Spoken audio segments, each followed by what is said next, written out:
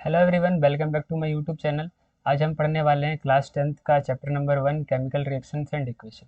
बहुत ही मज़ेदार चैप्टर है और बहुत ही इंटरेस्टिंग चैप्टर है। तो इसको जो है हम पूरे चैप्टर को एक वीडियो के अंदर कंप्लीट करने की कोशिश करेंगे, राइट। और ये जो चैप्टर है, हर एक चैप्टर जो आने वाले हैं उसका एक बेस है। अगर ये नहीं आएगा तो आगे के चैप्टर समझ में नहीं आएगा। तो इस चैप्टर को समझना बहुत ज़रूरी है। तो लेट्स स्टार्ट द वीडियो और पूरा चैप्टर जो है हम समझने की कोशिश करते हैं। ओके, सबसे पहले क्या है केमिकल रिएक्शन। केमिकल रिएक्शन क्या होता है, पहले डेफिनेशन पढ़ लेते हैं। If substance changes its state, temperature, colour और evolve gas, then it is said to be chemical reaction. तो क्या कहलाएगा, केमिकल रिएक्शन कहलाएगा। जैसे कि यहाँ पर जो है एक कॉनिकल फ्लास्क है, उसके अंदर जिंक डाला हुआ है और उसके अंदर जो है ये येलो कलर का कुछ केमिकल डाला हुआ है, डेट इज सल्फ्यूरिक एसिड। यहाँ पर क्या होता है, जिंक जो है सल्फ्यूरिक एसिड के साथ रिएक्ट कर कर जो है हाइड्रोजन गैस प्रोड्यूस करता है, राइट। तो अब ये हो गया पहला केस। और दूसरा केस जरा देखते हैं, मैग्नीशियम। मैग्नीशियम रिबन एयर के प्रेजेंस में जब बर्न होता है तो क्या मैग्नीशियम ऑक्साइड का फॉर्मेशन करता है। अब यहाँ पर हो क्या रहा है, बेसिकली मैग्नीशियम जो है, जो कि सॉलिड फॉर्म में था पहले, अब वो किस में, पाउडर फॉर्म में बदल गया, मीन्स इसने अपना स्टेट चेंज कर लिया। यहाँ पर क्या हुआ, गैस इवॉल्व हो रहा है। तो जब कोई सब्सटेंस अपना स्टेट चेंज करता है या गैस इवॉल्व करता है या अपना टेम्परेचर या कलर चेंज करता है, तो हम कहते हैं कि उस सब्सटेंस का क्या हो गया है, केमिकल रिएक्शन हो गया। मीन्स वहाँ पर केमिकल रिएक्शन हुआ है। यानी कि अगर किसी सब्सटेंस का स्टेट, टेम्परेचर, कलर या गैस इवॉल्व होगा तो उसे हम क्या कहेंगे, केमिकल रिएक्शन कहेंगे। ओके, चलो आगे बढ़ते हैं। अब केमिकल इक्वेशन। अब केमिकल इक्वेशन को समझने से पहले आपको केमिकल रिएक्शन फिर से समझना होगा कि केमिकल रिएक्शन बेसिकली था क्या। केमिकल रिएक्शन क्या है, कि अगर कोई सब्सटेंस अपना स्टेट, टेम्परेचर, कलर या गैस इवॉल्व कर रहा है तो उसे हम कहेंगे केमिकल रिएक्शन। ओके, अब ये जो फिनोमेना वगैरह हो रहा है, जैसे कि यहाँ पर मैग्नीशियम रिबन बर्न हो रहा है, अब इसको जो है अगर मैं लिखना चाहता हूँ केमिकल फॉर्मूले के फॉर्म में, तो वो कैसे लिखेंगे, वो ऐसे लिखेंगे, मैग्नीशियम ऑक्सीजन के साथ रिएक्शन किया, मैग्नीशियम ऑक्साइड बन गया। और इसी चीज को जो है हम केमिकल इक्वेशन कहते हैं। मीन्स क्या है ये, it is a representation of chemical reaction in the form of chemical formula. यानी किसी केमिकल फॉर्मूला के फॉर्म में किसी केमिकल रिएक्शन को रिप्रेजेंट करना ही केमिकल इक्वेशन कहलाता है। ओके, आई होप समझ में आया होगा। अब आगे बढ़ते हैं, balance chemical equation. Reaction in which number of atom of reactant and product sides are same, उसे हम क्या कहते हैं, बैलेंस केमिकल इक्वेशन। क्या होता है, number of atom of reactant and product side are what, same, उसे हम क्या कहते हैं, बैलेंस केमिकल इक्वेशन। यहाँ पर आप देख सकते हो कि यहाँ पर मैग्नीशियम का 2 एटम है, इधर भी मैग्नीशियम का 2 एटम है, इधर ऑक्सीजन का भी 2 एटम है और इधर भी ऑक्सीजन का 2 एटम। तो हम यहाँ पर क्या कह सकते हैं कि ये जो इक्वेशन है वो क्या है, एक बैलेंस है, because the number of reactant in reactant side and the number of atom on the product side are same. तो हम इसे क्या कहेंगे, बैलेंस केमिकल इक्वेशन। अब जरा दूसरा रिएक्शन की तरफ देखते हैं। जिंक का जो है रिएक्शन, जब मैं सल्फ्यूरिक एसिड के साथ यानी कि H2SO4 के साथ रिएक्शन कर रहा हूँ तो क्या बन रहा है, जिंक सल्फेट प्लस में हाइड्रोजन गैस। तो यहाँ पर भी चेक कर लेते हैं कि बैलेंस केमिकल इक्वेशन है या नहीं। अब देख सकते हैं कि इधर लेफ्ट हैंड साइड जो है जिंक की संख्या 1 है, प्रोडक्ट साइड जिंक की संख्या कितनी, वो भी 1 है। हाइड्रोजन कितने हैं, 2, इधर हाइड्रोजन कितने हैं, 2, सल्फर कितने, 1, इधर सल्फर कितना, 1, ऑक्सीजन कितने, इधर 4, इधर ऑक्सीजन कितने, 4। तो हम यहाँ से कह सकते हैं कि ये भी जो है एक बैलेंस केमिकल इक्वेशन है, because the number of atoms in reactant side is same, same on the right hand side और रिएक्टेंट साइड। मीन्स जितने एटम्स रिएक्टेंट साइड है उतने ही एटम्स प्रोडक्ट साइड है, इसलिए क्या है, balance chemical equation. I hope balance chemical equation भी समझ में आया होगा। अब बात आता है कि हम किसी भी केमिकल रिएक्शन को बैलेंस कैसे करते हैं। वो तो हमने अभी बना बनाया देख लिया, पर मान लो मेरे को जो है अनबैलेंस केमिकल इक्वेशन दिया और उसको मुझे बोल रहा है कि बैलेंस करके दिखाइए, तब कैसे करेंगे। तो आइए सीखते हैं। तो सबसे पहले जो इसके लिए जो है स्टेप्स बनाए गए हैं, ठीक है। उन स्टेप्स को हम फॉलो करेंगे और किसी भी अनबैलेंस केमिकल इक्वेशन को बैलेंस करने की कोशिश करेंगे। तो सबसे पहले स्टेप क्या है, to balance the chemical equation first draw boxes around each formula. मतलब जितने, अगर आपको कोई केमिकल इक्वेशन दिया हुआ है तो सबसे पहले जितने भी केमिकल फॉर्मूला है उनके अराउंड जो है आपको बॉक्सेस बनाने हैं, इस तरीके से। ये देख रहे हो बॉक्सेस बने हुए हैं, ओके। अब दूसरा स्टेप क्या है, दूसरे स्टेप में हमें देखना होता है कि किस कौन सा एटम जो है इस रिएक्शन में सबसे ज़्यादा है। तो आप देख सकते हो कि ऑक्सीजन जो है वो सबसे ज़्यादा, इधर 4 है और इधर 1 है। इधर आयरन कितने, 3, एंड हाइड्रोजन कितने, 2। तो सबसे ज़्यादा कौन हुआ, ऑक्सीजन हुआ। तो क्योंकि ऑक्सीजन सबसे ज़्यादा है इस वजह से सबसे पहले बैलेंस हम ऑक्सीजन को करेंगे। अब बात आता है कि हम ऑक्सीजन को बैलेंस कैसे करें, है ना। तो बैलेंस करने के लिए जो हम ये जो बॉक्सेज बनाए हैं, बॉक्सेस के आउटसाइड यानी कि बाहर की तरफ जो है हम कुछ नंबर लिखते हैं और उसको लिख कर जो है बैलेंस करने की कोशिश करते हैं। और मैंने यहाँ पर मेंशन किया है, do not change any inside the boxes while balancing the equation. Means जब हम किसी केमिकल रिएक्शन को या सॉरी जब हम किसी केमिकल इक्वेशन को बैलेंस करते हैं तो उस टाइम पर बॉक्सेस के अंदर किसी प्रकार का छेड़छाड़ नहीं करते, किसी भी प्रकार का डिस्टरबेंस नहीं करते। हम क्या करते हैं, बॉक्सेस के बाहर जो है उसको जो भी करना होता है हम बॉक्सेस के बाहर करते हैं, ओके। अच्छा, चलिए आगे बढ़ते हैं। स्टेप टू, स्टेप टू में मैंने वही लिखा है, it is often convenient to start with the compound that contains maximum number of atom. Means क्या कहना चाह रहा है ये कह रहा है कि हमें जो है उसकी बैलेंसिंग सबसे पहले करनी चाहिए जो मैक्सिमम है नंबर्स में, है ना। जैसे कि मैंने अभी भी बताया कि ऑक्सीजन जो इस रिएक्शन में सबसे ज़्यादा है तो हम सबसे पहले ऑक्सीजन को बैलेंस करेंगे। अब इधर देखो किधर ऑक्सीजन ज़्यादा है, इस साइड है, इधर 4 है। तो अब जिधर कम था उधर हम उसके जैसा बनाने की कोशिश करेंगे। यहाँ पर 1 है, अब मुझे 4 बनाना है, कैसे बनाएंगे, बॉक्स के बाहर में 4 कर दूंगा तो यहाँ पर 4 ऑक्सीजन हो गया। अब यहाँ बैलेंस तो हो गया ऑक्सीजन, पर यहाँ पर एक प्रॉब्लम ये हो गया कि यहाँ पर हाइड्रोजन की संख्या चेंज हो गई। अब यहाँ पर हाइड्रोजन कितना हो गया, 8, पर प्रोडक्ट साइड कितने हैं, हाइड्रोजन 2। अब हाइड्रोजन को फिर बैलेंस करना पड़ेगा, तो कैसे करोगे बैलेंस, अब इधर हाइड्रोजन 8 है तो इधर भी हाइड्रोजन 8 बनाने पड़ेंगे। तो वो कैसे बनाओगे, यहाँ पर फिर 4 कर दोगे, तभी तो 4 दूनी 8 हो जाएगा, तो 8 हाइड्रोजन हो जाएगा। तो हम क्या करेंगे, अब हाइड्रोजन को बैलेंस करने के लिए यहाँ पर 4 डाल देंगे, राइट। अच्छा, ठीक है। तो यहाँ पर मैंने क्या कर दिया, यहाँ पर मैंने 4 कर दिया, ठीक है। इधर भी मेरा 4 है, 4 हो गया। अब हाइड्रोजन बैलेंस हो गया, ऑक्सीजन मेरा बैलेंस हो गया। अब आयरन को बैलेंस कर लेंगे, पर ठीक है। अब आगे देखते हैं। अब आयरन को बैलेंस करने के लिए क्या, यहाँ पर क्योंकि 3 आयरन थे तो मैंने इस बॉक्स के बाहर जो है मैंने 3 लिख दिया। तो इस प्रकार से जो है क्या हो गया कि केमिकल रिएक्शन इक्वेशन जो है वो क्या हो गया, बैलेंस हो गया। बैलेंस क्यों हो गया, क्योंकि रिएक्टेंट साइड जितने एटम्स है उतने ही रिएक्टेंट साइड एटम्स है, इस वजह से जो ये क्या हो गया, बैलेंस। फिर एक बार चेक भी कर लेते हैं, इधर हाइड्रोजन कितने, 8, इधर हाइड्रोजन कितने, 8, इधर ऑक्सीजन कितने, 4, इधर ऑक्सीजन कितने, 4, इधर आयरन कितने, 3, इधर आयरन कितने, 3। हो गया ना ये बैलेंस। तो इस तरीके से जो है हम बैलेंस करते हैं किसी भी केमिकल इक्वेशन को। यहाँ पर मैंने जो है एक नोट लिखा था, उस नोट का क्या मतलब है, यहाँ पर मैंने एक नोट लिखा, उस नोट का क्या मतलब है, balancing of iron also possible instead of hydrogen atom. यहाँ पर कहने का क्या मतलब है, मैंने अभी यहाँ पर क्या किया, हाइड्रोजन को बैलेंसिंग किया, क्या मैं आयरन को नहीं कर सकता था, क्या अगर मैं आयरन को पहले करता और बाद में हाइड्रोजन को करता तो क्या ऐसा नहीं कर सकता था। तो इसका आंसर है यस, आप कर सकते हो।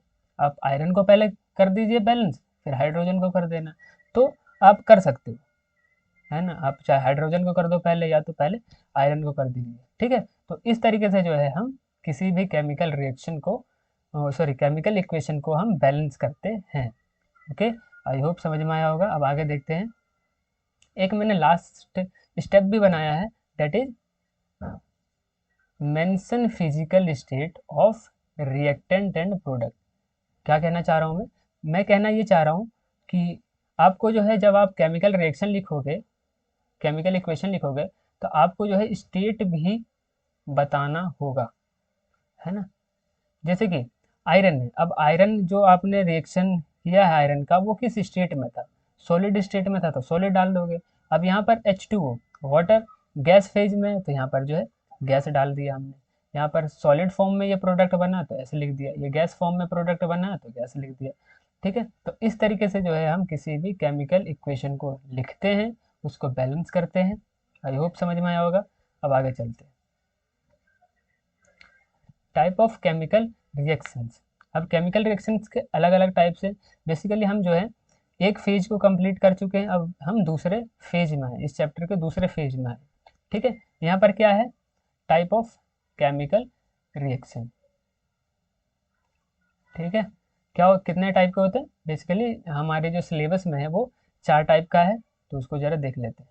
Combination reaction, decomposition reaction, displacement reaction and double displacement reaction. ठीक है, ओके। अब इसको जो है एक एक करके जो है हम इसको पढ़ने की कोशिश करेंगे। चलो, सबसे पहले क्या है, कॉम्बिनेशन रिएक्शन। क्या होता है भाई कॉम्बिनेशन रिएक्शन, जरा देख लेते हैं।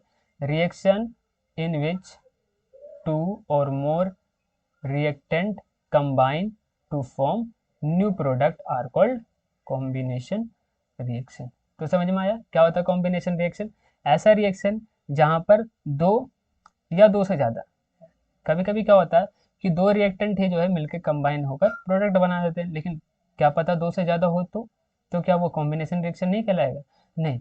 2 या 2 से ज़्यादा अगर रिएक्टेंट कंबाइन होकर एक प्रोडक्ट बना रहे हैं तो डेट इज कॉम्बिनेशन रिएक्शन। ठीक है, अब यहाँ पर मैंने एक एग्जाम्पल लिया है, कैल्शियम ऑक्साइड जो कि सॉलिड फॉर्म में है, उसका रिएक्शन मैंने किया वाटर के साथ, तो क्या बन गया ये कैल्शियम हाइड्रोक्साइड, और यहाँ पर जो है हीट प्रोड्यूस हुआ है। अच्छा, यहाँ पर देख सकते हो कि क्विक लाइम जो है, मतलब कैल्शियम ऑक्साइड को हम क्विक लाइम भी कहते हैं। ओके, और कैल्शियम हाइड्रोक्साइड को जो है हम सिलेक्ट लाइम। ये जो नाम है बड़ा इंपॉर्टेंट है, ये कभी कभी जो है एग्जाम में पूछ लेता है, तो नाम हमें याद होना चाहिए। तो यहाँ पर हो क्या रहा है, यहाँ पर एक रिएक्टेंट एंड ये दूसरा रिएक्टेंट क्या हो रहा है, आपस में कंबाइन हो रहा है, और यहाँ पर प्रोडक्ट का फॉर्मेशन हो रहा है ना। तो ये किस तरीके का रिएक्शन हुआ, कॉम्बिनेशन रिएक्शन हुआ। क्यों, क्योंकि यहाँ पर 2 अलग अलग रिएक्टेंट कंबाइन हुई है और फिर जाके एक प्रोडक्ट बनाया है, इसलिए इसे कॉम्बिनेशन रिएक्शन कहते हैं। वैसे यहाँ पर इस केमिकल रिएक्शन के नाम में ही आंसर छुपा हुआ है, कॉम्बिनेशन मीन्स कंबाइन होना, यानी 2 रिएक्टेंट का आपस में कंबाइन होना ही कॉम्बिनेशन रिएक्शन कहलाता है ना। यहाँ पर भी देखिए कार्बन ऑक्सीजन के साथ मिलकर जो है कार्बन डाइऑक्साइड का फॉर्मेशन कर रहा है ना, तो ये भी एक कॉम्बिनेशन रिएक्शन का एग्जाम्पल है। अच्छा, एक और देखते हैं, हाइड्रोजन ऑक्सीजन के साथ रिएक्ट करके H2O यानी कि पानी बना रहा है, तो ये भी एक कॉम्बिनेशन रिएक्शन का ही एग्जाम्पल है। ओके, अब यहाँ पर जो है मैंने एक नोट डाला है जो कि बहुत बहुत बहुत इंपॉर्टेंट है, क्या है, combination reaction is A exothermic reaction. अब एक्सोथर्मिक रिएक्शन क्या होता है, एक्सोथर्मिक रिएक्शन ऐसे रिएक्शन जिसमें हीट इवॉल्व होता है, मीन्स हीट प्रोड्यूस होता है, हीट रिलीज होता है, उसे हम कहते हैं एक्सोथर्मिक रिएक्शन। क्योंकि मैंने आपको शुरू में ही बताया था कि कॉम्बिनेशन रिएक्शन जब हम कैल्शियम कैल्शियम ऑक्साइड का हम रिएक्शन कर रहे थे वाटर के साथ, तो वहाँ पर जो हीट प्रोड्यूस हो रहा है ना, हीट प्रोड्यूस हो रहा है, इसलिए ये क्या है, एक एक्सोथर्मिक रिएक्शन है। मीन्स ऐसे रिएक्शन जिसमें हीट प्रोड्यूस होते हैं उसे हम कहते हैं कॉम्बिनेशन रिएक्शन। और क्योंकि कॉम्बिनेशन रिएक्शन में हीट प्रोड्यूस होता है, इसलिए इसको जो है ये जो है एक एक्सोथर्मिक रिएक्शन भी होता है। जैसे कि जब हम वाटर के अंदर कैल्शियम ऑक्साइड डालते हैं तो ये जो बीकर होता है वो गर्म हो जाता है, जिससे हमें पता चलता है कि हीट प्रोड्यूस हुआ है, और अगर हीट प्रोड्यूस हुआ तो मीन्स ये एक एक्सोथर्मिक रिएक्शन है। आई होप समझ में आया होगा कॉम्बिनेशन रिएक्शन। आगे बढ़ते हैं, आगे क्या है, डिकम्पोजिशन रिएक्शन। इसके नाम में ही जो है आंसर छुपा हुआ है। बहुत बच्चे क्या करते हैं, इसको रटने की कोशिश करते हैं, वैसे रटने वाला कोई चीज़ नहीं है, इसको अगर हम समझने की कोशिश करें तो ये बहुत ही सिंपल सा चीज़ है। देखो, डिकम्पोजिशन रिएक्शन मीन्स कोई चीज़ डिकम्पोज होगा, टूटेगा, ब्रेक होगा, उसे हम कहते हैं डिकम्पोजिशन रिएक्शन। यानी कि रिएक्टेंट जो होगा ब्रेक होगा, और ब्रेक होकर 2 या 2 से अधिक जो है क्या बना लेगा, प्रोडक्ट बना लेगा, उसे हम क्या कहेंगे, डिकम्पोजिशन रिएक्शन। ओके, जैसे आयरन सल्फेट, को जब हम हीट करते हैं तो क्या बन रहा है ये, iron oxide, sulphur dioxide and sulphur trioxide. Okay, अब यहाँ पर मैंने ट्रायंगल सा बनाया है। ट्रायंगल का क्या मतलब है, ट्रायंगल का मतलब है हीट किया है मैंने इस रिएक्टेंट को हीट किया, मीन्स वो जो ट्रायंगल साइन दिखा रहा है वो हीट को रिप्रेजेंट कर रहा है। ओके, तो ये क्या हो गया, एक डिकम्पोजिशन रिएक्शन हो गया, रिएक्शन हो गया। उसी तरीके से कैल्शियम कार्बोनेट यानी कि CaCO3 को जब हम हीट करते हैं, क्या करते हैं, हीट करते हैं, तो क्या बनता है ये, calcium oxide and carbon dioxide का फॉर्मेशन होता है। ओके, तो यहाँ पर क्या होता है, रिएक्टेंट जो है ब्रेक होता है, क्या होता है, रिएक्टेंट जो है ब्रेक होता है और दो या दो से अधिक प्रोडक्ट का फॉर्मेशन बनाता है, फॉर्म करता है। तो ऐसे रिएक्शन को हम क्या कहते हैं, डिकम्पोजिशन रिएक्शन कहते हैं। यहाँ पर मैंने एक नोट डाला है, ये नोट भी बड़ा इंपॉर्टेंट है। क्या है, decomposition reaction is a endothermic reaction.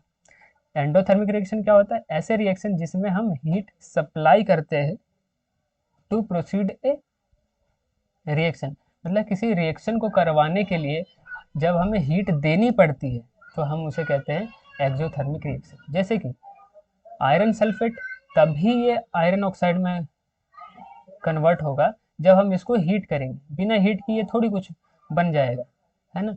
तो जिस रिएक्शन में हम हीट देते हैं उसे हम कहते हैं डिकम्पोजिशन रिएक्शन। तो डिकम्पोजिशन रिएक्शन कैसा रिएक्शन हुआ, एक एंडोथर्मिक रिएक्शन होता है। अब जरा combination reaction and decomposition reaction में जो है एक रिलेशन है, उस रिलेशन को जरा देखते हैं। कॉम्बिनेशन रिएक्शन क्या था, exothermic reaction, and combination reaction क्या था, दो या दो से अधिक रिएक्टेंट कंबाइन हो रहे थे। एंड डिकम्पोजिशन रिएक्शन में क्या हो रहा है कि एक रिएक्टेंट डिकम्पोज हो रहा है और दो या दो से अधिक प्रोडक्ट का फॉर्मेशन कर रहा है, right. And decomposition reaction is a endothermic reaction. तो हम ऐसा भी कह सकते हैं कि combination reaction is a opposite to decomposition reaction, और हम ऐसा भी कह सकते हैं कि डिकम्पोजिशन रिएक्शन जो है उल्टा है कॉम्बिनेशन रिएक्शन के, राइट। तो ये है decomposition reaction and combination reaction. अब आगे बढ़ते हैं, आगे क्या है, डिस्प्लेसमेंट रिएक्शन। ये क्या होता है, डिस्प्लेसमेंट रिएक्शन, नाम से ही इसका डेफिनेशन निकल के आता है। डिस्प्लेस मीन्स कोई मेटल जो है वो दूसरे मेटल को डिस्प्लेस करेगा, ऐसे रिएक्शन को हम कहते हैं डिस्प्लेसमेंट रिएक्शन कहते हैं। जैसे रिएक्शन इन विच, क्या लिखा हुआ ये, high reactive metal, high reactive metal क्या करता है, डिस्प्लेस करता है, किसको करता है, लेस रिएक्टिव मेटल। और कहाँ से डिस्प्लेस करता है, तो उसके सॉल्ट से करता है, आर कॉल्ड डिस्प्लेसमेंट रिएक्शन। यहाँ पर देख सकते हो, यहाँ पर आयरन है और यहाँ पर जो कॉपर सल्फेट का एक सॉल्ट है। यहाँ पर क्या हो रहा है कि आयरन जो है वो कॉपर की जगह ले रहा और यहाँ से कॉपर को हटा दे रहा है ना। तो यहाँ पर क्या हो रहा है, आयरन सल्फेट का फॉर्मेशन हो गया और यहाँ पर जो कॉपर फॉर्म हो गया, राइट। तो देखा आपने कि किस तरीके से जो है यहाँ पर एक मेटल दूसरे मेटल को डिस्प्लेस कर रहा है। अब यहाँ पर आपके मन में ख्याल आ रहा होगा कि हमें कैसे पता चलेगा कि कोई हाई रिएक्टिव मेटल है या कोई लेस रिएक्टिव मेटल है। तो इसका आंसर ये है कि जब हम आगे के चैप्टर्स पढ़ेंगे, means metals and non metals पढ़ेंगे, तो वहाँ पर जो है एक रिएक्टिविटी सीरीज हम पढ़ते हैं, वहाँ पर जो है हम और अच्छे से इसको समझ पाएंगे कि क्या होता है high reactive metal and less reactive metal, है ना। तो अभी के लिए आप इतना याद कर सकते हैं कि यहाँ पर जो है आयरन जो होता है वो हाई रिएक्टिव मेटल होता है एज कम्पेयर टू कॉपर से, है ना। इस वजह से जो यहाँ पर आयरन जो है कॉपर को डिस्प्लेस कर देता है और वो उसकी जगह ले लेता है और कॉपर को यहाँ से हटा देता है। तो यहाँ पर देख भी सकते हैं कि कॉपर यहाँ से हट चुका है एंड कॉपर की जगह जो है आयरन आ चुका है, ठीक है। तो ये हो गया। उसके बाद जो है ये डायग्राम दिए हुए हैं एनसीईआरटी में, जो कि बहुत इंपॉर्टेंट है और इस टॉपिक से जो है क्वेश्चन पूछता बहुत है सीबीएसई। तो ज़रा देखते हैं क्या है ये। हमने इसमें क्या लिया गया है, टेस्ट ट्यूब लिया गया है एंड टेस्ट ट्यूब के अंदर जो है एक कॉपर सल्फेट सॉल्यूशन डाला गया है और उसके अंदर जो है आयरन नेल को जो है डिप कर दिया गया है, राइट। और यहाँ पर जो है थ्रेड से जो है इस नेल को जो है क्या कर दिया है, लटका दिया। इससे क्या होता है, जब हम कुछ समय तक इसे इसको जो है ऐसे ही छोड़ देते हैं तो कुछ समय बाद क्या होता है कि सॉल्यूशन का कलर जो है वो जो ब्लू था वो वाइट में चेंज हो जाता है, और कॉपर सॉरी जो आयरन था जो कि वाइट कलर का दिखाई दे रहा था वो अब किस में कन्वर्ट हो चुका है, ब्राउन कलर का कुछ हो गया है ना। मीन्स मैं कहना ये चाह रहा हूँ कि यहाँ पर जो सॉल्यूशन है वो चेंज हो गया। अब ये सॉल्यूशन चेंज क्यों हुआ, क्योंकि यहाँ पर जो है डिस्प्लेसमेंट रिएक्शन हो गया। मीन्स कॉपर सल्फेट सॉल्यूशन में जो है कॉपर सल्फेट सॉल्यूशन को जो है वो अब आयरन सल्फेट में कन्वर्ट कर देगा। इस वजह से जो है यहाँ पर कलर चेंज हो जाएगा। ठीक है, एक बार फिर से समझते हैं ये कलर क्यों चेंज हो रहा है। कलर इसलिए चेंज हो रहा है क्योंकि यहाँ पर आयरन जो है कॉपर सल्फेट के सॉल्यूशन को जो है डिस्प्लेस कर दे रहा है। इस वजह से जो है कॉपर सल्फेट में से कॉपर को जो है डिस्प्लेस कर दे रहा है। इस वजह से जो है यहाँ पर जो है कलर चेंज हो जा रहा है। ओके, तो ये था पूरा डिस्प्लेसमेंट रिएक्शन। डिस्प्लेसमेंट रिएक्शन एक बार फिर से देख लेते हैं। ऐसा रिएक्शन जिसमें हाई रिएक्टिव मेटल जो होता है लो रिएक्टिव मेटल को डिस्प्लेस कर देता है उसे हम कहते हैं डिस्प्लेसमेंट रिएक्शन। ओके, चलो अब आगे बढ़ते हैं। आगे क्या है, डबल डिस्प्लेसमेंट रिएक्शन। ये क्या होता है double displacement reaction, reaction in which ions of reactant, क्या ions of reactant compound react to form new product are called double displacement reaction. Okay, यहाँ पर क्या है, यहाँ पर सोडियम सल्फेट है Na2SO4। अब ये सोडियम सल्फेट को अगर मैं तोड़ूं तो कैसे टूटेगा, Na+SO4 2 माइनस, मीन्स आयंस में ये टूट गए। एंड बेरियम सल्फेट को तोड़ूंगा तो ये भी Ba2+ एंड Cl- में टूट जाएगा, राइट। और फिर अगर मैं इनके आयंस को आपस में चेंज कर दूं तो यहाँ पर क्या एक नई तरीके का प्रोडक्ट का फॉर्मेशन हो जाएगा। अब मीन्स बेरियम सल्फेट, मतलब मैं ये कहना चाह रहा हूँ कि मेटल जो है यहाँ पर एक्सचेंज हो जाते हैं। यहाँ पर इसका मेटल ये यहाँ चला जाता है एंड बेरियम जो है सोडियम की जगह ले लेता है। ठीक है, तो इस तरीके से जो यहाँ barium sulphate and sodium chloride एक नया ही तरीके का प्रोडक्ट फॉर्म हो जाता है। तो ये है हमारे डबल डिस्प्लेसमेंट रिएक्शन। आगे बढ़ते हैं हम। आगे क्या है, oxidation reaction. Oxidation reaction, oxidation क्या होता है, अगर कोई सब्सटेंस ऑक्सीजन गेन करता है, क्या करता है ऑक्सीजन गेन करता है या हाइड्रोजन को लॉस करता है, क्या करता है हाइड्रोजन को लॉस करता है, तो सब्सटेंस का क्या हो जाता है ऑक्सीडेशन हो जाता है। मीन्स वहाँ पर ऑक्सीडेशन रिएक्शन हो जाता है। एग्जाम्पल के तौर पर अगर हम देखें तो ये हमने कॉपर ले लिया, कॉपर का रिएक्शन जब हम ऑक्सीजन के साथ करते हैं तो यहाँ पर क्या बन जाता है कॉपर ऑक्साइड बन जाता है। हम यहाँ पर हीट भी देते हैं, ये ट्रायंगल रिप्रेजेंट कर रहा है कि हमने जो है रिएक्शन में हीट दिया है, तो ऐसे रिएक्शन को हम ऑक्सीडेशन रिएक्शन कहते हैं। एक बार फिर से समझ लेते हैं कि ऑक्सीडेशन रिएक्शन क्या होता है। अगर कोई सब्सटेंस ऑक्सीजन को गेन कर ले, क्या कर ले ऑक्सीजन गेन कर ले या हाइड्रोजन को लॉस कर दे तो उस सब्सटेंस का क्या हो जाता है ऑक्सीडेशन हो जाता है। ओके, अब जरा रिडक्शन देख लेते हैं। रिडक्शन रिएक्शन क्या होता है, अगर कोई सब्सटेंस क्या कर ले गेन कर ले हाइड्रोजन या लॉस कर दे ऑक्सीजन। क्या कहना चाह रहा हूँ, मैं कहना चाह रहा हूँ अगर कोई हाइड्रोजन को एक्सेप्ट कर ले या हाइड्रोजन को ले ले या हाइड्रोजन को गेन कर ले और क्या कर दे वो, या फिर या तो ये करे या तो ऑक्सीजन को वो क्या कर दे लॉस कर दे या ऑक्सीजन को अपने से दूर कर दे, तो उस सब्सटेंस से क्या हो जाएगा रिडक्शन हो जाएगा। एग्जाम्पल के तौर पर हम देख सकते हैं कि जिंक ऑक्साइड जो है कार्बन के साथ रिएक्ट करके जिंक प्लस, सॉरी ये थोड़ा मिस्टेक हो गया है, जिंक प्लस में CO का फॉर्मेशन कर देता है, मीन्स कार्बन मोनोऑक्साइड। मीन्स यहाँ पर हुआ क्या है, जिंक ऑक्साइड जिंक में कन्वर्ट हो गया, मतलब यहाँ से ऑक्सीजन हट गया, तो यहाँ पर क्या हो गया रिडक्शन हो गया है। आई होप समझ में आया होगा। अब आगे बढ़ते हैं, रिडॉक्स रिएक्शन। रिडॉक्स रिएक्शन क्या होता है, redox reaction reaction in which oxidation and reduction, means अभी जो हम पहले पढ़ के आए हैं oxidation reaction and reduction reaction, अगर किसी रिएक्शन में ये दोनों एक साथ हो रहे हो तो उसे हम क्या कहेंगे रिडॉक्स रिएक्शन। ओके, यहाँ पर एग्जांपल है कॉपर ऑक्साइड हाइड्रोजन के साथ रिएक्शन करके क्या बना लेता है कॉपर प्लस में H2O।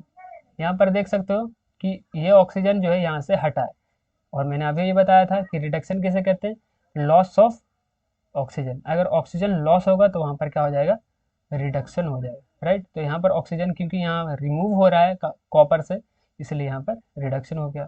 अब हाइड्रोजन, हाइड्रोजन के पास यहाँ पर जो है ऑक्सीजन नहीं, लेकिन बाद में क्या हो गया, ये ऑक्सीजन इसने ले लिया, तो ले लिया तो यहाँ पर क्या होगा, oxidation means gain of oxygen हो गया, तो यहाँ पर हो गया ऑक्सीडेशन। तो आप देख सकते हो कि ये जो रिएक्शन है, इस रिएक्शन में ऑक्सीडेशन भी हो रहा है, रिडक्शन भी हो रहा है।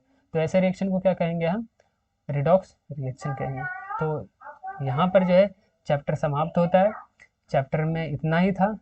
हम चैप्टर में सीखे क्या, हम चैप्टर में सीखे कि केमिकल रिएक्शन क्या होता है, केमिकल रिएक्शन के बाद हमने सीखा कि केमिकल इक्वेशन क्या होता है, फिर हमने सीखा कि केमिकल इक्वेशन को हम बैलेंस कैसे करते हैं, फिर हमने सीखा कि कितने टाइप के केमिकल रिएक्शंस होते हैं, उसके बाद हमने सीखा ऑक्सीडेशन रिएक्शन, रिडॉक्स रिएक्शन, है ना। इस तरीके से हमने सीखा और चैप्टर हो गया हमारा समाप्त।